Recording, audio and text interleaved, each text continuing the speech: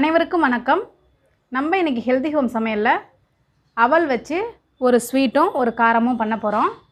ஸ்வீட்டுங்கிறது சக்கரை பொங்கல் மாதிரி தான் இருக்கும். இது எப்படி செய்யுதுன்னு பார்த்துடலாம். முதல்ல ஸ்வீட்டை 1.5 டம்ளர் அவல், அதே டம்ளரால் 3/4 டம்ளர் வெல்லம், கொஞ்சமாக பால், ஒரு 50 ml பால், அவலில்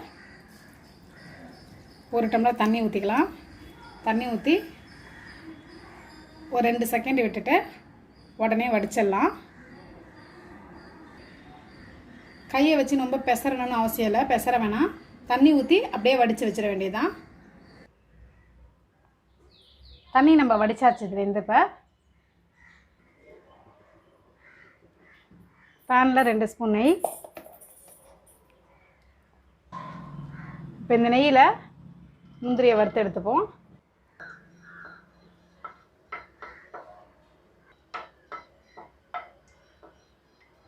இப்போ முந்திரியை வறுத்தாச்சு, இதை தனியாக எடுத்து வச்சிடலாம். இப்போ அதே பேனில் பால் ஊற்றிக்கலாம்.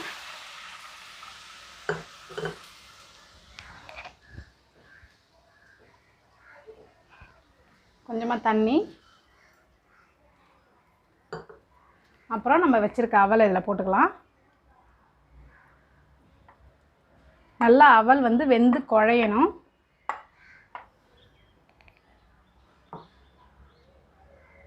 இதோட இன்னொரு கப் தண்ணி சேர்த்துக்கலாம்.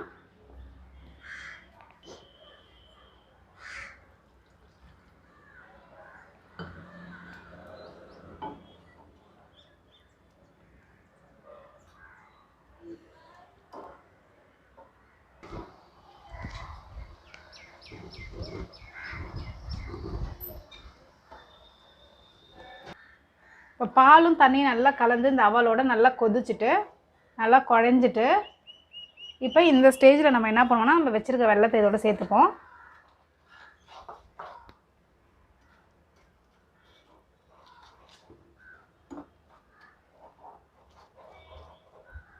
தண்ணி பத்தலைன்னா இன்னும் ஒரு 1/2 டம்ளர் கிட்ட தண்ணி சேர்த்து நல்லா குழைய விட்டுக்கலாம்.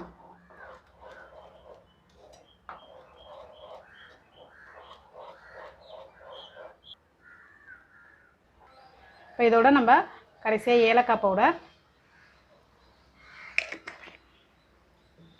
போட்டு நல்லா மிக்ஸ் பண்ணிவிட்டு அடுப்பை ஆஃப் பண்ணிடலாம். பாருங்கள், நல்லா திக்காக வந்துட்டு. இது ஆற ஆற இன்னும் நம்மளுக்கு கெட்டியாகிடும். அடுப்பை ஆஃப் பண்ணிவிட்டு வறுத்த முந்திரி இதோட சேர்த்துப்போம்.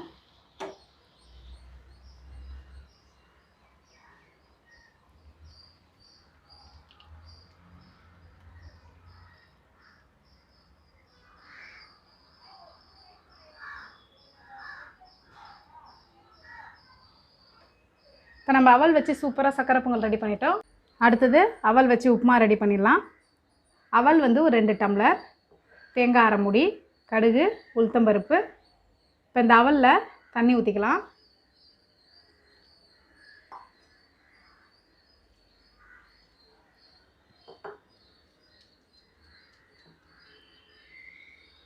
இப்போ தண்ணி ஊற்றியாச்சு.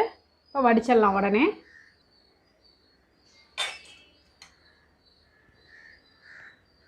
இப்படியே ஒரு 5 மினிட்ஸ் நம்ம விட்டுட்டோம்னா அவல் நல்லா ஊறிடும். பொல பொலன்னு நம்மளுக்கு இருக்கும். கையால் நம்ம பெசரி விட்டோம்னா அவல் உடஞ்சி போயிடும். அதனால் பெசராமல் அப்படியே தண்ணி ஊற்றி அப்படியே இதை மாதிரி வடிகட்டிட வேண்டியதுதான். அடுத்ததாக உப்புமாவில் போடுறதுக்கு தாளிக்கிறதுக்கு மசாலா ரெடி பண்ணிடுவோம். நம்ம வச்சுருக்க தேங்காய், உரப்புக்கு ஏற்ற மாதிரி பச்சை மிளகாய், அப்புறம் 1/2 ஸ்பூன் மிளகு,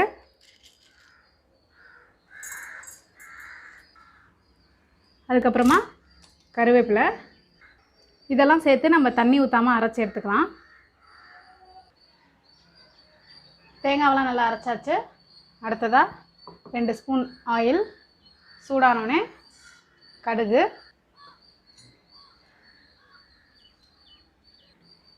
உளுத்தம்பருப்பு,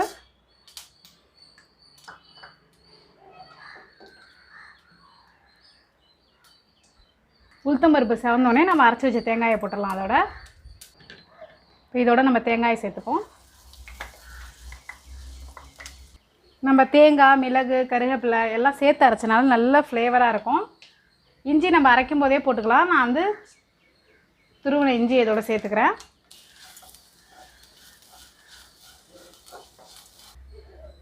இப்போ லேசாக இதை நம்ம வதக்கியாச்சு.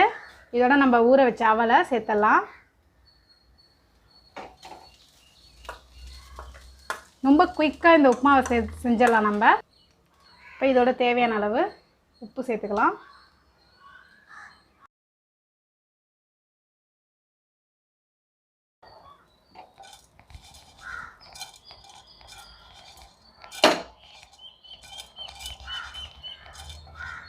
இப்போ நல்லா டாஸ் பண்ணியாச்சு. லேசாக அவல் சூடானோடனே அடுப்பை ஆஃப் பண்ணிடலாம். ரொம்ப நேரம் நம்ம வதக்கிட்டே இருந்தோம்னா அவல்லாம் அப்படியே கல் மாதிரி ஆகிடும். லைட்டாக சூடு ஏறினோடனே நம்ம அடுப்பை ஆஃப் பண்ணிடலாம்.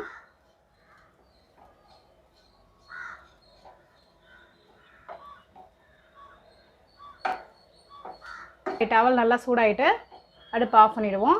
இதோட நம்ம நிலக்கடலை வேணால் நிலக்கடலையும் சேர்த்துக்கலாம்.